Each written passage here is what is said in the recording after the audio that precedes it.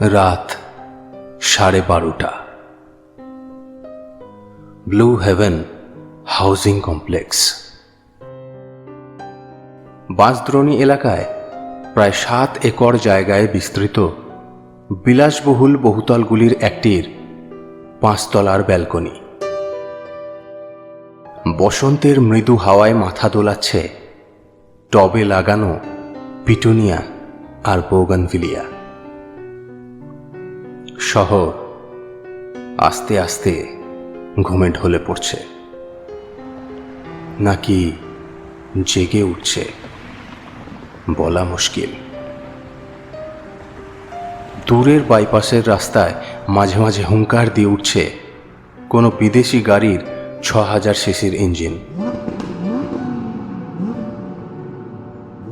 Battery চালিত হুইলচেয়ারের চাকাটা lock করে সুবাসিত নির্মল অক্সিজেনে পরিপূর্ণ একটা সুদীর্ঘ প্রশ্বাস নিয়ে ব্যালকনিতে এসে বসল বছর 19-এর সৌনক। পরনে গোলগলা টি শার্ট আর বারমুডা। প্রতি সপ্তাহের মতো আজও ওর মায়ের নাইট ডিউটি। সিবিসিআইডি বিভাগের ডেপুটি সুপারিনটেন্ডেন্ট চান্দ্রেই রায়চৌধুরী ওর মা। ফ্ল্যাট বাড়িতে উপস্থিত অন্য প্রাণী বলতে কেয়ারটেকার গণেশ কাকা আর লুসি, সৌনকের পোষ্য সারমেয়। ফ্ল্যাটের নিচের গ্যারেজে রাখা জরাজীর্ণ রয়্যাল এনফিল্ডটার দিকে একবার তাকালো সৌনক। 2 বছর আগে এক্স আর্মি বাবার সঙ্গে ওই বাইকে চড়ে ঘুরতে বেরিয়েই ঘটেছিল এক মর্মান্তিক দুর্ঘটনা। বাইপাসের রাস্তায় পেছন থেকে আসা এক ডাম্পারের ধাক্কায় ছিটকে পড়েছিল দুজনে। মাথায় আঘাত লেগে বাবা সূর্যের ঘটনাস্থলেই মৃত্যু হয়। সৌনক বেঁচে গেলেও কশেরুকার ল্যাম্বার অস্থিগুলোর স্পাইনাল কর্ডে গুরুতর চোট পেয়ে ওর দেহের নিচের অংশ চিরদিনের জন্য হয়ে যায় প্যারালাইজড। সৌনক গোল ফ্রেমের চশমাটা একবার নাকের উপরে ঠেলে দিয়ে চোখে ধরল বাবার কিনে দেওয়া জার্মান বাইনোকুলারটা। লক্ষ্যবস্তু এই ব্লকের 2nd বিল্ডিংয়ের টপ ফ্লোরের ব্যালকনি। রোজ রাতে ঠিক 11:30 থেকে 15 জন্য এই ব্যালকনিতে দেখা যায় সৌনকের বয়সী একটি মেয়েকে। ওর নাম অনামিকা। প্রথম পরিচয় মাস 5 আগে সৌনকদেরই ফ্ল্যাটে ওর বার্থডে পার্টিতে। ওর বাবা ভবানী ভবনে মায়ের অফিসেরই ইন্সপেক্টর। বছরখানেক হলো ওরা এই কমপ্লেক্সে এসেছে। সেদিন সৌনকেরই গাওয়া একটা গানে অসাধারণ গিটার বাজিয়েছিল মেয়েটি। ওর টুকটুকে ফর্সা মুখের উপর হেলে পড়া লালচে চুল আর ধূসর আর চোখের মিষ্টি চাউনি সৌনক ভুলতে পারে না।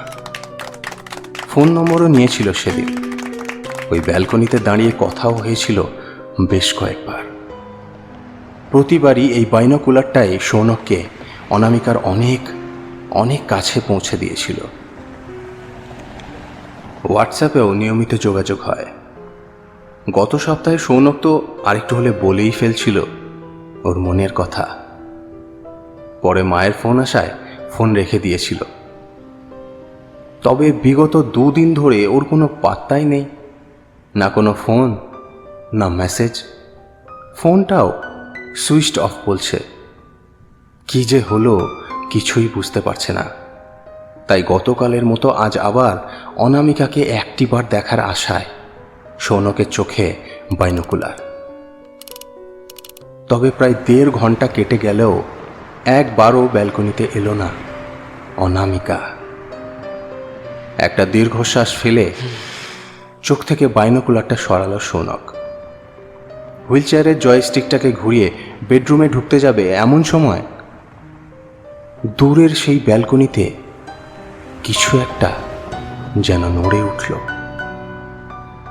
সৌনক আবার চোখে দূরবীনটা লাগালো। ফোকাস করতেই স্বস্তির একটা হাসি ফুটে উঠল ওর মুখে। বিল্ডিংটার টপ ফ্লোরের ব্যালকনিতে দাঁড়িয়ে রয়েছে অনামিকা। তবে ওকে কিরকম যেন একটু আলাদা লাগছে। এলোমেলো চুলগুলো হাওয়ায় উড়ছে, আবছা আলোয় মুখটা স্পষ্টভাবে দেখা যাচ্ছে না। স্থির দৃষ্টিতে সৌনকের দিকেই তাকিয়ে দাঁড়িয়ে রয়েছে। সৌনকের খটকা লাগলো, এটা অনামিকাই বটে তো। ও বাইনোকুলারটা নামিয়ে চশমাটা খুলে চোখটা একটু কুচলে নিয়ে আবার ওদিকে দূরবীনটা ধরল। কিন্তু এ কি, কোথায় কে? ফাঁকা ব্যালকনিটায় একটা শুকনো টাওয়েল মাঝে মাঝে হাওয়ায় দুলে উঠছে। চাপ বাবা, নিজের অজান্তেই বলে উঠল সৌনক। রাত হয়ে গেছে অনেকটা। ঘুমের ঘোরে ভুল দেখল না তো? না না, এরকম ভুল সে কোনোদিনই করে না। আর যাকেই হোক, অনামিকাকে চিনতে ওর কি ভুল হবে? কিন্তু কোথায় চলে গেল সে? ও কি বুঝতে পারছে না ওকে দেখার জন্য সৌনক কতটা ব্যাকুল? সৌনক আবার দূরবীনটা চোখে লাগাতে গেল। হঠাৎ ওর কাঁধে একটা নরম ঠান্ডা হাত স্পর্শ করল। সৌনক ঘাড় ঘোরাতেই ওর হৃৎপিণ্ড যেন স্তব্ধ হয়ে গেল। ওর ঠোঁট দুটো যেন আঠা দিয়ে সেঁটে দেওয়া হয়েছে। অনেক চেষ্টা করেও কিছু বলতে পারছে না। ওর সামনে এখন একটা ভয়ঙ্কর দৃশ্য। আর কেউ নয়, অনামিকা। কিন্তু মুখটা অসম্ভব বিবর্ণ, যেন রক্ত শূন্য। ওর সোনালি চুলগুলো কাদায় লেপ্টানো, পরনের জামা আর লং স্কার্টটা দুদিকে ছিঁড়ে ঝুলছে, গোটা গায়ে রক্তাক্ত আঁচড়। হঠাৎ নিচের দিকে চোখ পড়তেই সৌনক দেখল অনামিকার দু পা থেকে রক্ত গড়িয়ে জলের মতো বয়ে চলেছে। সৌনক এই দৃশ্য দেখতে পারছে না। ও চেঁচিয়ে উঠল, না! ব্যালকনির দিকে তাকিয়ে এক নাগাড়ে ডেকে যাচ্ছে লুসি। বিছানায় চিৎপাত হয়ে পড়ে রয়েছে সৌনক, গোটা গা ঘামে ভিজে। সোফায় শুয়ে থাকা গণেশ কাকা ছুটে এলো। কি হলো বাবু দাদা, কি হলো? এই তো আমি, কোনো ভয় নেই। যাক, তাহলে স্বপ্ন ছিল, ভয়ঙ্কর একটা দুঃস্বপ্ন।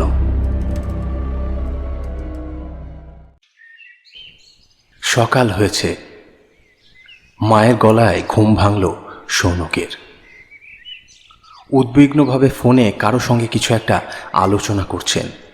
বডিটা তাড়াতাড়ি ফরেন্সিকে পাঠান। I want to find those bastards immediately. এতটুকু একটা মেয়ে। বলেই চান্দ্রেই দেবীর চোখটা ছলছল করে উঠল। মা, সৌনকের আওয়াজ পেয়ে চান্দ্রেই দেবী পাশের ঘরে চলে গেলেন।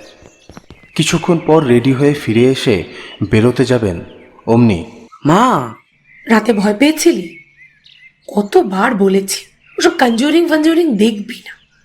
এবার এসব এলোপাতারি হলিউড মুভিজ দেখা বন্ধ কর। আবার বেরোচ্ছ মা? চান্দ্রেই দেবী ওর চোখটা একটা সানগ্লাসে ঢেকে নিয়ে বলে উঠলেন, হ্যাঁ রে, যেতে হবে। কাল সকালের আগে হয়তো ফেরা হবে না। কি কি হয়েছে বলো তো মা? চান্দ্রেই দেবী কিছুটা এড়িয়ে যাওয়ার ভঙ্গিতে বললেন, না, সেরকম কিছু না, একটা এমার্জেন্সি কেস। ওসব শুনে তুই কি করবি? আসছি, সময় খেয়ে নিস। আর ওসব ভূতের মুভি টুভি দেখবি না। সেদিন গভীর রাতে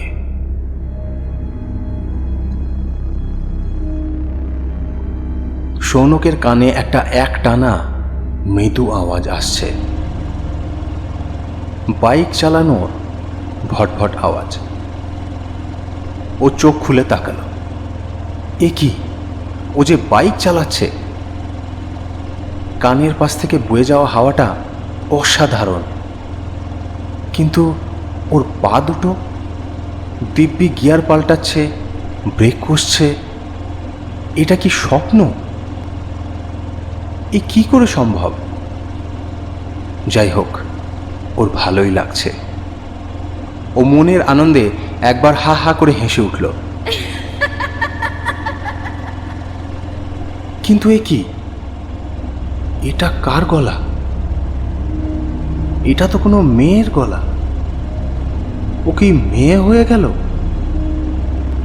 ও নিজের শরীরের দিকে একবার তাকিয়ে নিল। না, সেই টি শার্ট আর বারমুডা। তাহলে হঠাৎ একটা দোতলা বাড়ির বাইরে দাঁড়াতে মন হলো সৌনকের। বাইকটা স্ট্যান্ড করলো, এক লাফে পাঁচিলটা টপকালো। কিন্তু পাঁচিল টপকে ও কোথায় পড়ল? এই যে কারো বেডরুম। কোনো একটা ছেলে ঘুমিয়ে রয়েছে চিত হয়ে। সৌনক ভালো করে ওর মুখটা দেখল। এই যে সাগর, অনামিকারই কলেজের দাদা, ওকে খুব বিরক্ত করত। অনামিকা বলেও ছিল কয়েকবার। ওকে দেখা মাত্রই রাগে সৌনকের ভেতরটা জ্বলে উঠল। হঠাৎ ও নিজের পকেটে ধারালো কিছু একটা অনুভব করল। ওর পকেট থেকে বেরিয়ে এলো একটা ধারালো ফল কাটার ছুরি। দিক বিদিক জ্ঞান শূন্য হয়ে সৌনক ছুটে গিয়ে ওই ছুরিটা বসিয়ে দিল সাগরের বুকে। ফিনকি দেওয়া রক্তে ভেসে গেল বিছানাটা। ঘুম ভেঙে তীব্র যন্ত্রণায় একটা অস্ফুট চিৎকার করে উঠল সাগর।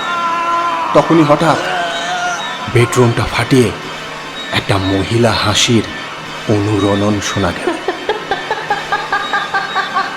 সৌনক চিৎকার করে উঠল, অনামিকা, অনু, তুমি কোথায়?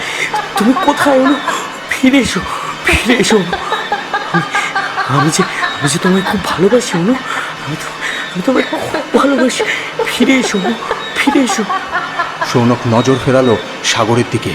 কিন্তু এ কি? এ যে অন্য কেউ, খুব পরিচিত। হ্যাঁ, এ তো সাগরেরই চামচা শাকিল। কিন্তু ও তো সাগরের বুকে।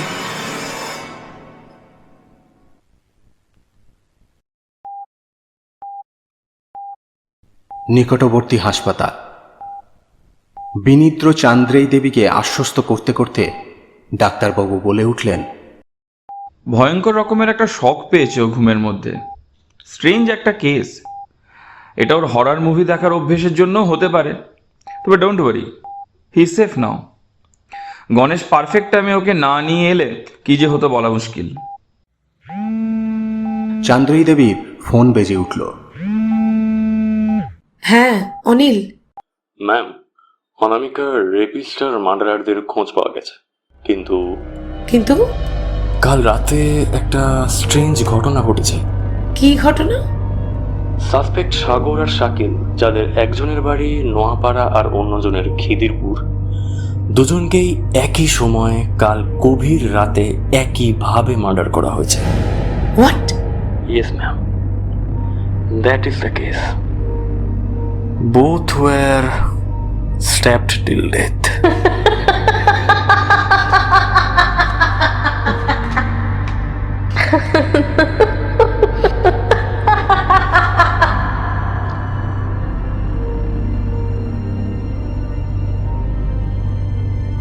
শুনছিলেন শেখ ইমরান আলীর লেখা ছোট গল্প অনামিকা।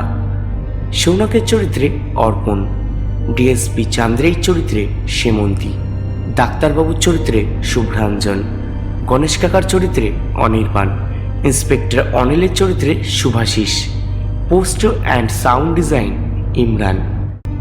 গল্পটি আপনাদের কেমন লাগলো অবশ্যই কমেন্ট বক্সে লিখে জানান। আরও নতুন নতুন গল্প শুনতে এবং আমাদের উৎসাহিত করতে আমাদের এই নতুন চ্যানেলটি অবশ্যই সাবস্ক্রাইব করুন। সঙ্গে থাকুন এবং শুনতে থাকুন শব্দ গল্প দ্রুম।